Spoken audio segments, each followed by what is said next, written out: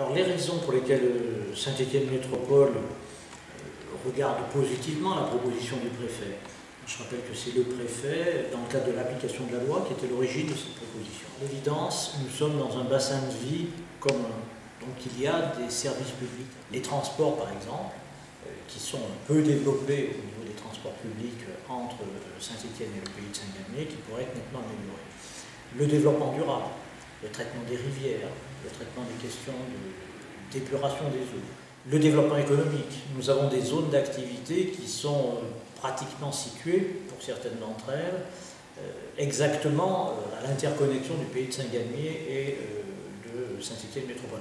Voilà quelques exemples. Donc, il y a des services publics à rendre à nos populations qui doivent être améliorés. Il y a d'autres raisons également, qui sont ceux-ci d'ordre financier. C'est vrai qu'il y a une incitation à ce rapprochement qui n'est pas nul. C'est un supplément de 30 millions d'euros qui est apporté aux deux territoires. Ça ne doit pas être le seul argument, mais c'est quand même quelque chose qui pourrait permettre de financer en plus des équipements utiles aussi bien aux habitants du pays de Saint-Galmier que de Saint-Étienne Métropole. Imaginez, il pourrait y avoir un palais de sport pour le basket de haut niveau. On a dans le sud-ouest plusieurs salles, mais qui ne sont pas au niveau. Ça pourrait être quelque chose qui mobilise ces financements supplémentaires. Mais il y a aussi des équipements liés par exemple à l'assainissement. Améliorer, vous savez, pour améliorer aujourd'hui et mettre aux normes nos stations d'épuration et nos systèmes d'assainissement, les coûts souvent sont très élevés parce que les normes évoluent chaque année. Pour le traitement des ordures ménagères, par exemple, il se trouve qu'aujourd'hui, la taxe pour les ordures ménagères est plus élevée dans le pays de Saint-Galmier qu'à Saint-Étienne Métropole parce qu'il n'y a pas harmonisation. Ce serait là une harmonisation plutôt bénéfique aux habitants du pays de Saint-Galmier. D'autres seraient plutôt bénéfiques aux habitants de Saint-Étienne. C'est un dossier compliqué, il faut le dire, avec beaucoup de dispositions techniques que je propose tout simplement de discuter calmement, noir sur blanc, entre élus responsables. J'ai une conception de l'intercommunalité qui doit laisser toute leur place aux communes et aux maires.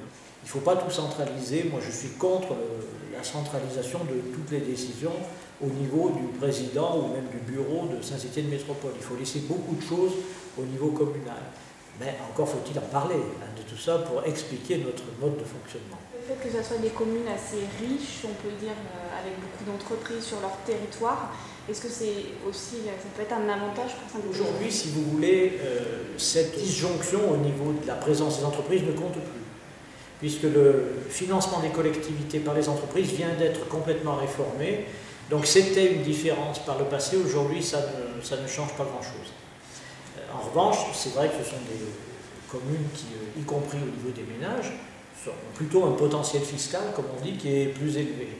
C'est exact, donc ça ajoute un côté, une dimension de solidarité du territoire, qui je crois doit être acceptée dès lors qu'elle est raisonnable.